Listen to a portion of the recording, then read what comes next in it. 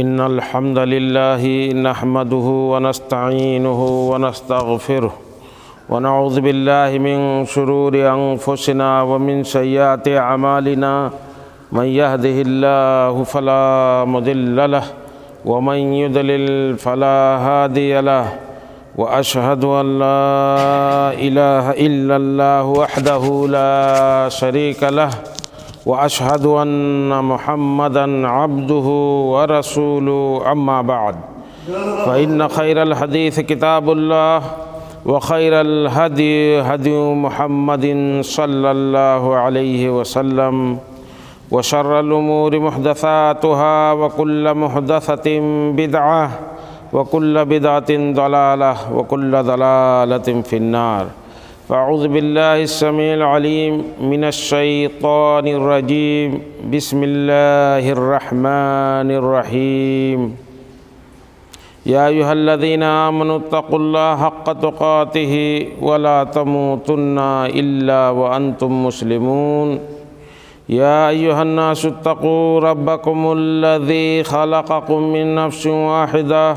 وخلق منها زوجها وبث منهما رجالا كثيرا ونساء واتقوا الله الذي تساءلون به والأرحام إن الله كان عليكم رقيبا يا أيها الذين آمنوا اتقوا الله وقولوا قولا سديدا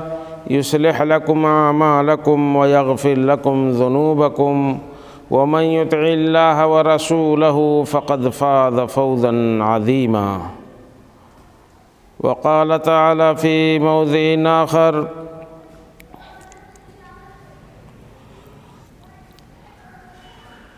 الذين آمنوا ولم يلبسوا إيمانهم بظلم أولئك لهم الأمن وهم مفلحون وهم مهتدون وقال النبي صلى الله عليه وسلم عن عبد الله بن مسعود رضي الله عنه قال سألت النبي صلى الله عليه وسلم أي الذنب عند الله أكبر قال أن تدعو لله ندا وهو خلقك متفق علیہ۔ برادران اسلام، بزرگان دین، نوجوان ملت، اللہ رب العالمین کی تعریف، حمد و ثناء اور پیارے نبی جناب محمد الرسول اللہ صلی اللہ علیہ وسلم پر درود و سلام کے بعد آج ہم لوگ اسلام کا پہلا رکن لا الہ الا اللہ محمد الرسول اللہ صلی اللہ علیہ وسلم اسی کے بارے میں جانیں گے۔ اس سے پہلے گزشتہ خطبوں میں ہم نے پانچوں ارکان کو جانا تھا کہ دین کے 5 ارکان ہیں اور ان کی تفصیل جانی تھی۔ اس کے بعد لا الہ الا اللہ ہی کے تعلق سے اس کلمے کی فضیلت کو بیان کیا گیا تھا اور اسی کے تعلق سے توحید کیا ہے، توحید کی کتنی قسمیں ہیں، ان کو جانا تھا۔ توحید کا ضد اور اس کا الٹا شرک ہے۔ جیسے دن اور رات، سفید اور کالا، اسی طرح سے توحید، اللہ کی توحید اور اس کی قسموں کو ہم لوگوں نے جانا تھا۔ اب اس سے صاف ہو جاتا ہے کہ اس کے برعکس جو چیز ہے وہی شرک ہے۔ شرک کہتے ہیں کہ اللہ رب العالمین کے ساتھ اس کی ربوبیت میں، یعنی اس کے رب ہونے میں، جو اس کے رب ہونے کا تصور ہے، کائنات کو پیدا کرنے کا،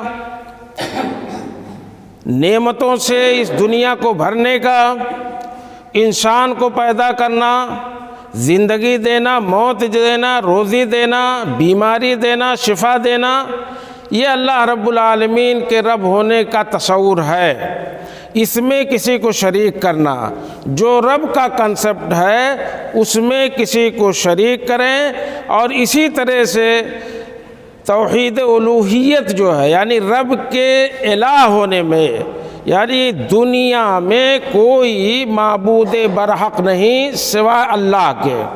اب اگر اس کی عبادت میں کسی کو شریک کیا جائے تو یہ شرک ہے۔ اس کے اچھے اچھے نام اور اس کی صفتیں ہیں جو قرآن و حدیث میں ذکر ہیں، ان میں شریک ٹھہرانا، اللہ کے علاوہ دوسرے کو، مخلوق کو، غیر اللہ کو اللہ کے ساتھ شریک ٹھہرانا،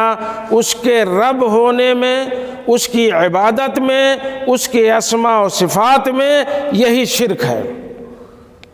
یہی شرک ہے۔ اور اسی توحید کی دعوت دینے اور شرک سے بچانے کے لیے اللہ کے نبی جناب محمد الرسول اللہ صلی اللہ علیہ وسلم نے بنیادی محنت کیا مکے میں، 13 سالوں تک اسی عقیدے کی تعمیر کرتے رہے۔ آج بہت سے لوگ ہیں جو اصلاح معاشرہ پر اور دوسری چیزوں پہ بہت زور دیتے ہیں۔ اگر عقیدہ مسلمان کا صحیح نہیں ہے، توحید سے وہ برگشتہ ہے اور شرک میں مبتلا ہے، تو یہ چیزیں کچھ کام نہ دیں گی۔ اسی لیے اللہ کے نبی جناب محمد الرسول اللہ صلی اللہ علیہ وسلم مکے میں 13 سالوں تک توحید کی فاؤنڈیشن اور اس کی بنیاد ڈالتے رہے، لوگوں کو شرک سے پرہیز کرنے کو کہتے رہے، اس سے بچاتے رہے۔ ورنہ مکے میں تو 360 بت پڑے تھے، تو اسی بنیاد پر اللہ کے نبی جناب محمد الرسول اللہ صلی اللہ علیہ وسلم مکے میں کام کرتے رہے،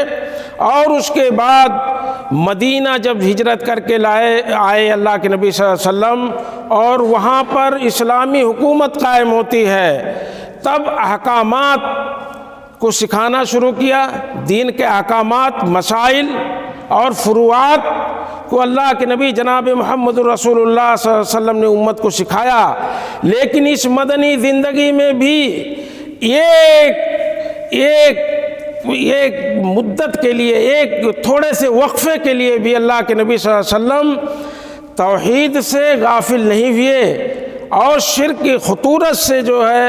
اللہ کے نبی جناب محمد رسول اللہ صلی اللہ علیہ وسلم آگاہ کرتے رہے۔ یہ ایک وقفے کے لیے بھی اس سے اللہ کے نبی جناب محمد رسول اللہ صلی اللہ علیہ وسلم غافل نہیں ہوئے، یہاں تک کہ آخری وقت ہے اللہ کے نبی جناب محمد رسول اللہ صلی اللہ علیہ وسلم کا، جاکنی کا عالم ہے۔ اماں عائشہ رضی اللہ تعالیٰ عنہا فرماتی ہیں کہ اللہ کے نبی صلی اللہ علیہ وسلم کو بے چینی لاحق ہے، کبھی چادر سے منہ ڈھکتے ہیں اور کبھی منہ کھول دیتے ہیں، بے چینی کا عالم ہے۔ اس عالم میں اماں عائشہ رضی اللہ تعالیٰ عنہ فرماتی ہیں اللہ کے نبی صلی اللہ علیہ وسلم نے فرمایا کہ لعنت اللہ علی الیہود والنصارى اتخذوا قبور انبیائہم مساجدا۔ یہ اسی توحید کی طرف دعوت تھی اور شرک سے روکنا تھا۔ اللہ کے نبی صلی اللہ علیہ وسلم نے فرمایا کہ اللہ کی لعنت ہو یہود و نصارہ پر، انہوں نے اپنے نبیوں کے قبروں کو مسجد بنا لیا، اپنے نبیوں کے قبروں کو مسجد بنا لیا۔ یہ اللہ کے نبی صلی اللہ علیہ وسلم آخر دنیا سے جاتے ہوئے بے چینی کا عالم ہے، کبھی چہرہ ڈھکتے ہیں چادر سے، کبھی کھولتے ہیں، لیکن توحید کا درس دیتے ہوئے اس دنیا سے رخصت ہوئے، شرک کی مذمت بیان کرتے ہوئے اس دنیا سے رخصت ہوئے۔ اور اس حدیث میں اس طرف بھی اشارہ اللہ کے نبی جناب محمد رسول اللہ صلی اللہ علیہ وسلم نے اشارہ کیا کہ دیکھو سب سے بری چیز یہ ہے کہ قبروں کی لت جسے لگ جائے اسے شرک میں مبتلا ہوتے ہوئے دیر نہیں لگتی ہے۔ تو اللہ کے نبی صلی اللہ علیہ وسلم نے اس طرف بھی اشارہ کیا کہ دیکھو میری موت بھی آنے والی ہے، میں بھی مرنے والا ہوں، اور میرے مرنے کے بعد ایسا نہ ہو کہ یہود و نصارہ نے جس طرح سے اپنے انبیاء کے قبروں کو مسجد بنا لیا، سجدہ کرنے لگے، اس طرح سے تم ہمارے قبر کو مت بنا لینا۔ میں ہمارے قبر کو انہی یہود و نصارہ کی طرح سے تم بھی عبادت گاہ مت بنا لینا۔ اس طرف بھی اشارہ تھا۔ ابھی ایک آیت تلاوت کی گئی ہے، اللہ رب العالمین اس آیت میں فرماتے ہیں کہ الذین آمنوا ولم یلبسوا ایمانہم بظلم۔ اللہ رب العالمین فرماتا ہے کہ دیکھو جو لوگ ایمان لائے اور اپنے ایمان کو ظلم سے نہیں ملاتے ہیں، انہی کے لیے امن ہے اور انہی کے لیے ہدایت ہے، انہی کے لیے امن ہے، انہی کے لیے ہدایت ہے۔ یہ آیت سورہ انعام کی 82 نمبر آیت ہے۔ جب یہ آیت نازل ہوئی تو صحابہ کرام رضوان اللہ اجمعین بھاگتے ہوئے اللہ کے نبی جناب محمد رسول اللہ صلی اللہ علیہ وسلم کے پاس آتے ہیں اور فرماتے ہیں کہ اللہ کے نبی، ظلم سے وہی مراد سمجھا جیسے ہم لوگ سمجھتے ہیں، ظلم کہ کسی طرح سے زیادتی ہو جائے انسان کا اپنے نفس پر یا کسی اور پہ ظلم کر دے، تو یہی مفہوم صحابہ نے سمجھا کہ ظلم کا یہی مفہوم ہوگا۔ تو آئے اللہ کے نبی جناب محمد رسول اللہ صلی اللہ علیہ وسلم کے پاس اور کہا کہ اللہ کے نبی، کون ایسا ہم میں سے ہے جو اپنے نفس پہ ظلم نہیں کرتا ہے، جس سے زیادتی نہیں ہو جاتی ہے؟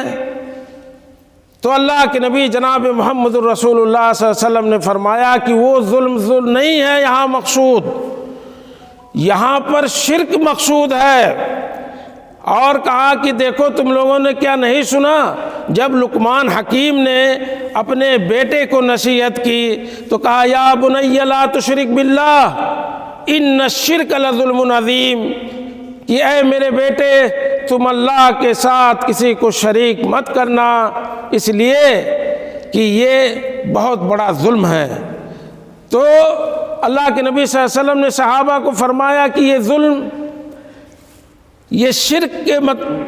معنی میں ہے، یہ شرک مراد یہاں پر ہے، وہ عام ظلم نہیں ہے۔ تو وہاں پر اس آیت میں اللہ رب العالمین نے فرمایا کہ جو لوگ ایمان لائے، آج جو ہم لوگ مسلمان کہلائے جاتے ہیں اور اپنے آپ کو مسلمان کہلواتے ہیں، اس آیت پر غور کریں۔ اللہ نے فرمایا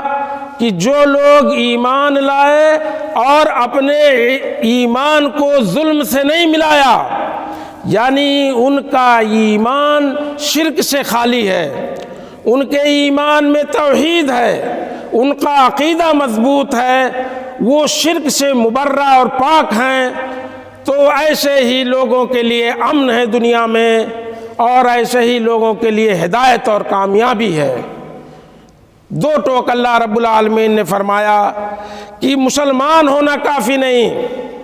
عبداللہ عبد الرحمن نام رکھ دینا کافی نہیں ہے، شرک سے تم بچو،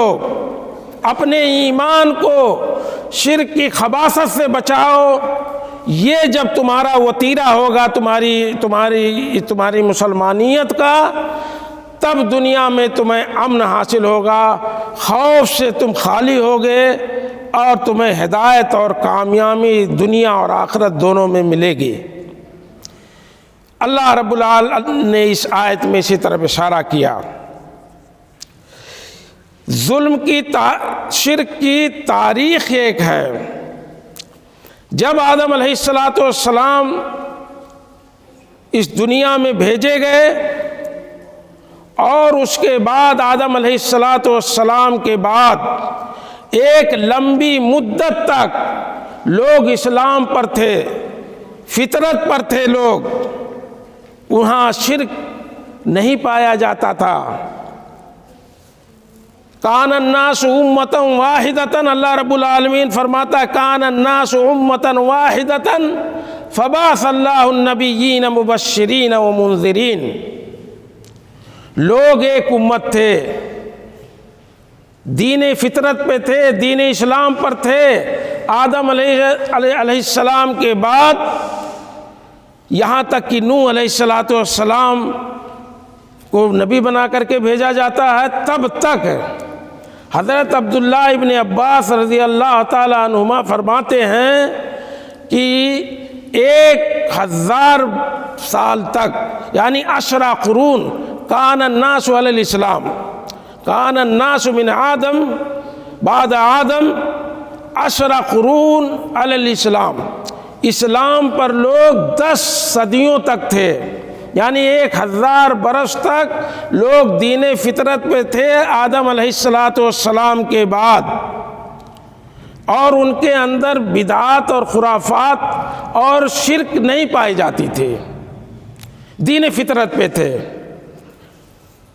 اسی لیے اس آیت کے اندر کان الناس امۃ واحدۃ، ابی بن کعب رضی اللہ تعالیٰ عنہ کی ایک قرأت ہے فاختلفوا،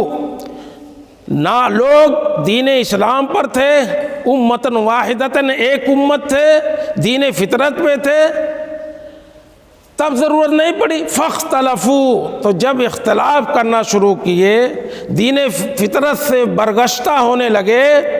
ان کے اندر شرک اور بدعات پائی جانے لگی، تب اللہ رب العالمین نے فبعث اللہ النبیین مبشرین و منذرین۔ تو وجہ کیا بنا؟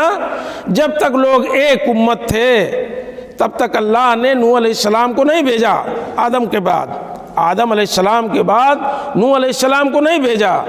لیکن فاختلفوا، ابی بن کعب کی روایت کے قرأت کے مطابق، تو لوگوں نے جب اختلاف کرنا شروع کیا دین میں، تب ضرورت پڑی، تب نوح علیہ السلام کو اللہ نے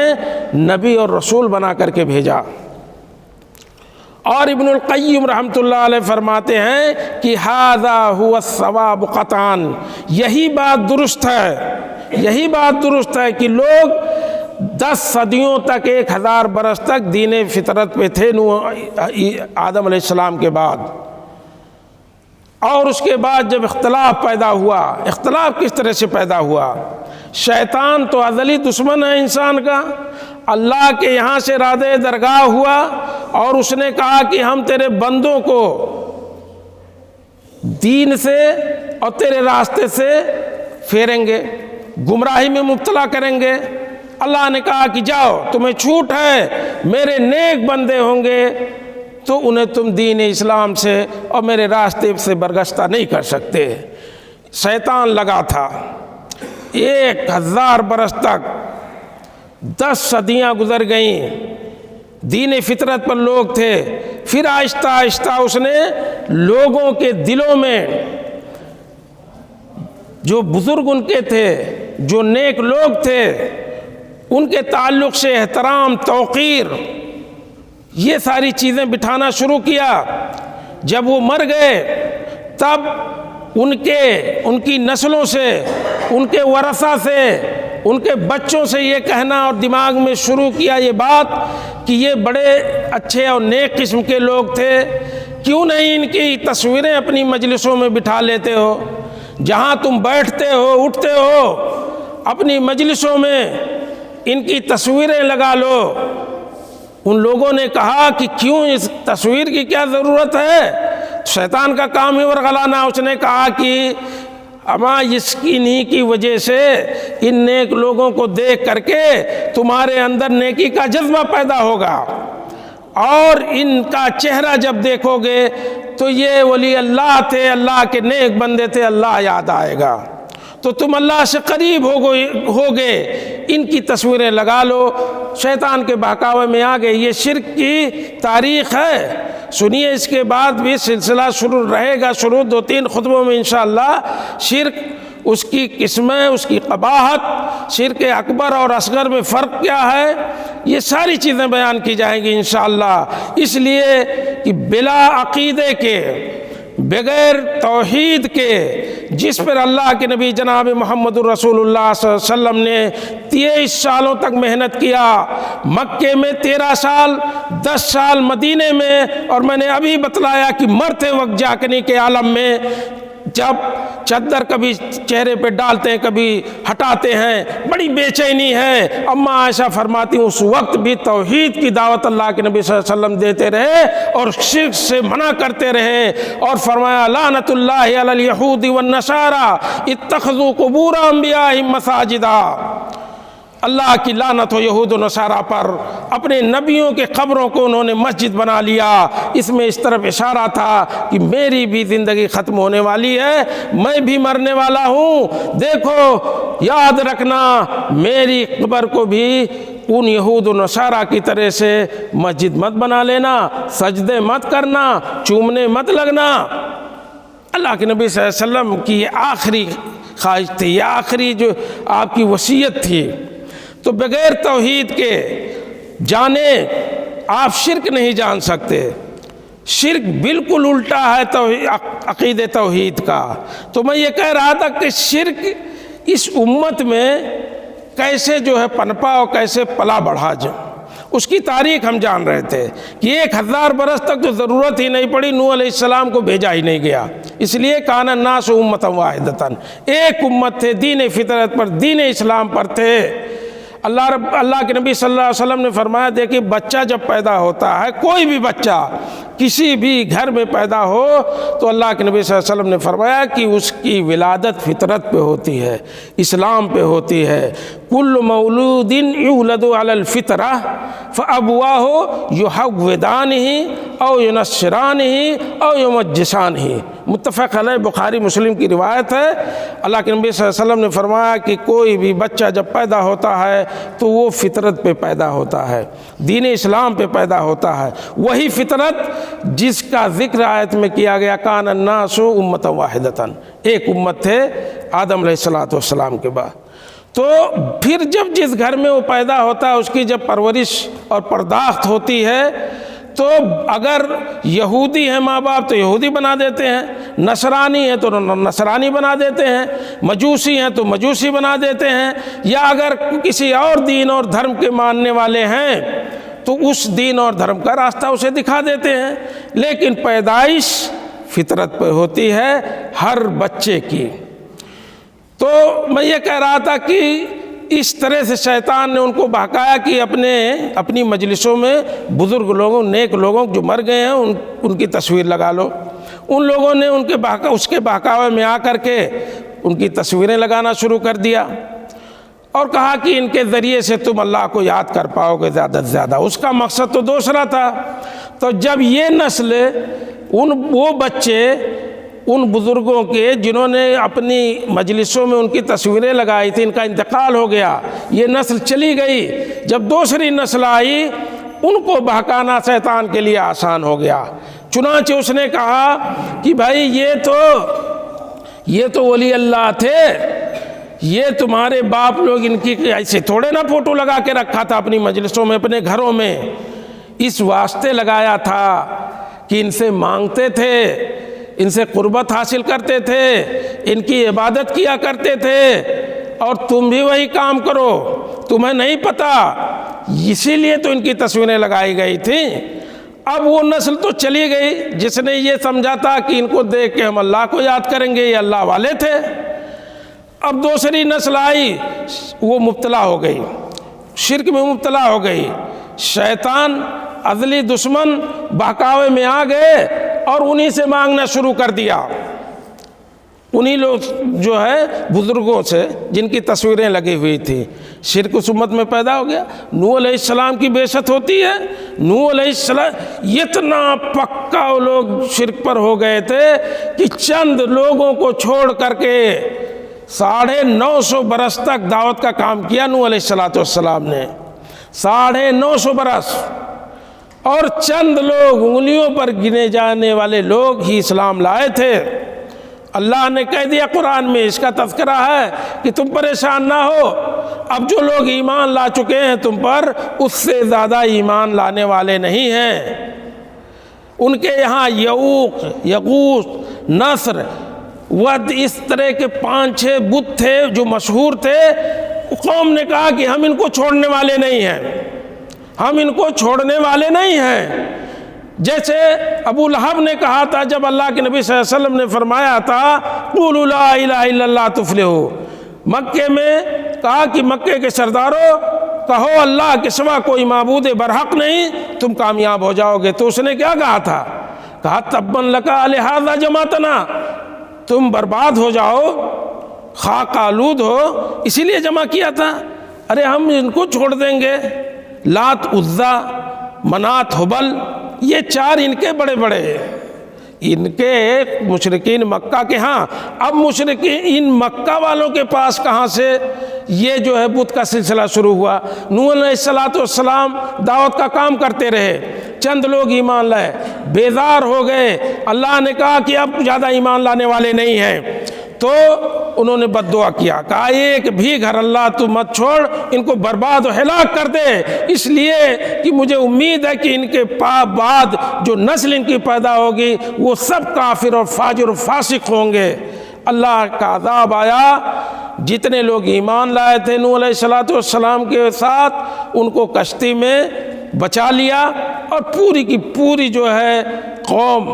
پوری قوم تباہ برباد کر دی گئی۔ اس کے بعد پھر نوح علیہ السلام کے بعد انبیاء کا سلسلہ جاری رہا، رسولوں کا سلسلہ جاری رہا۔ ابراہیم علیہ السلام آئے، اور عرب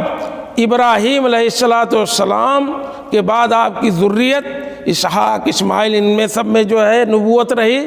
تو عرب کے لوگ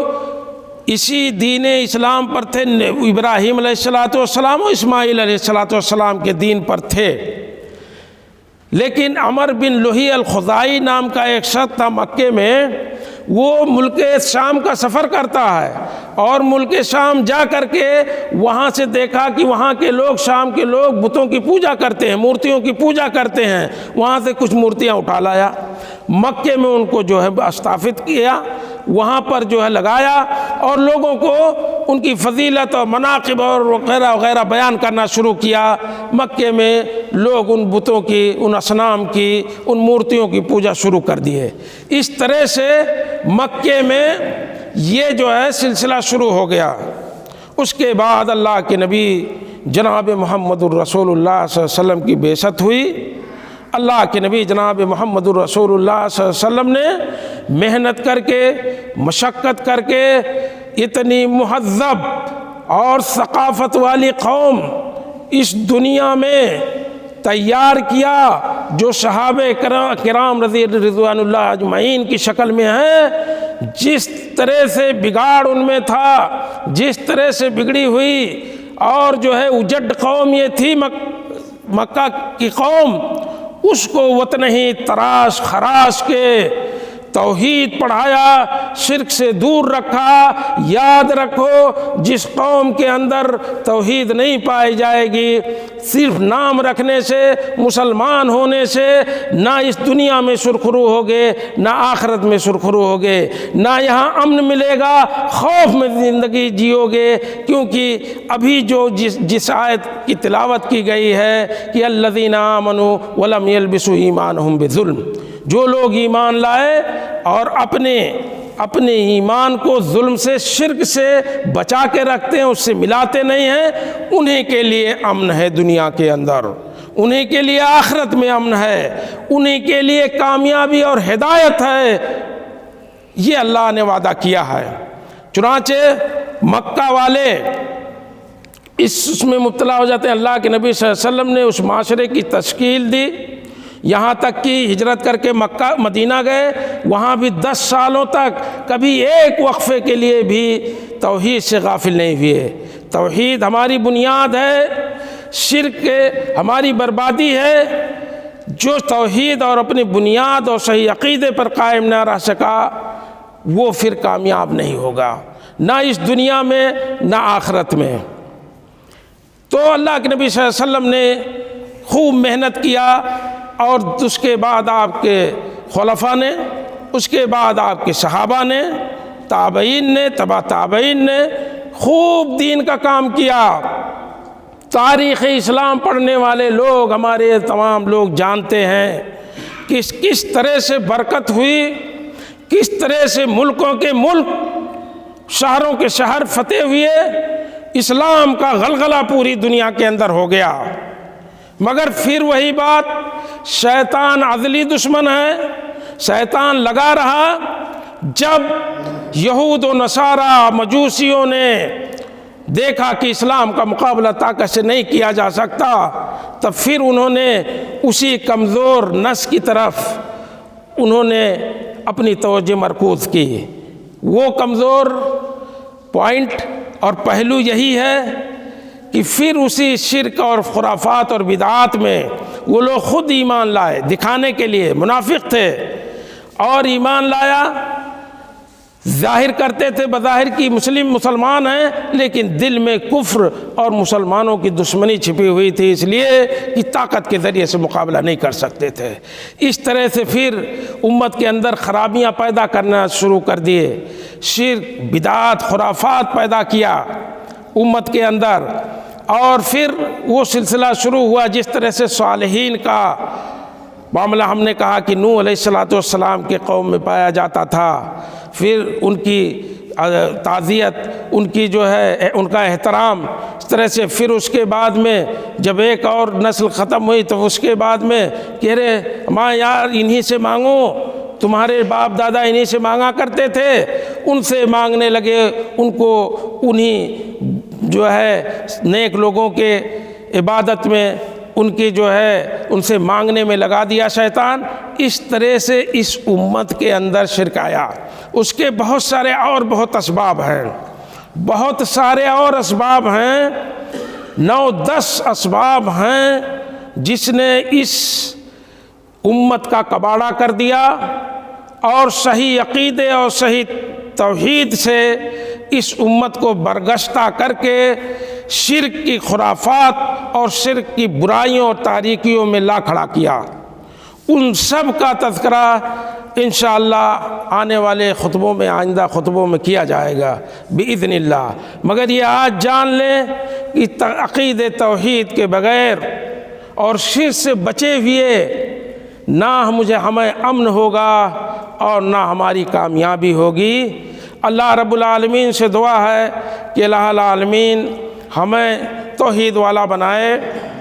اللہ رب العالمین ہمیں شرک سے بچائے، مولا ہمیں توفیق و طاقت عطا فرمائے کہ ہم توحید کی امانت سینوں میں جگائے رہیں اور توحید کی تعلیمات کو دنیا میں پھیلائیں، اس لیے کہ وقت فرصت کہاں ہے،